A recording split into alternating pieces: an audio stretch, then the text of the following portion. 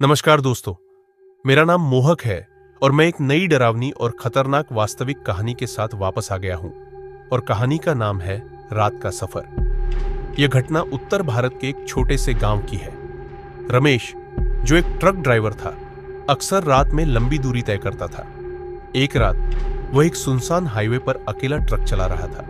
सड़क पर कोई और गाड़ी नहीं थी, बस घना अंधेरा और पेड़ों की सरसराहट थी। रात के करीब 2 बजे उसने सड़क किनारे एक औरत को सफेद साड़ी में खड़े देखा।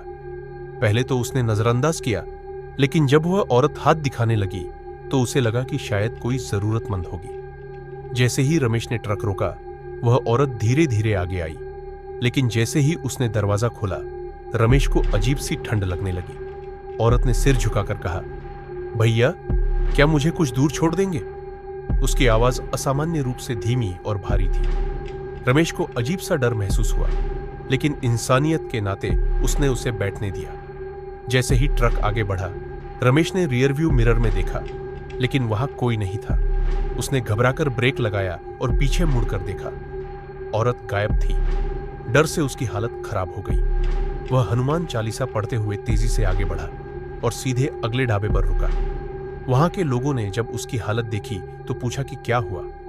जब रमेश ने उन्हें पूरी बात बताई तो ढाबे के मालिक ने कहा, भाई, तुम बच गए। ये औरत कई साल पहले इसी सड़क पर एक दुर्घटना में मारी गई थी।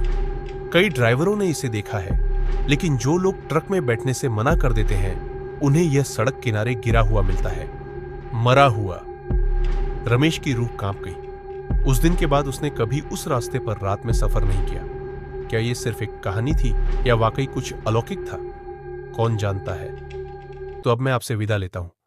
बहुत जल्दी लौटूंगा एक नई और खतरनाक वीडियो के साथ। तब तक के लिए अलविदा।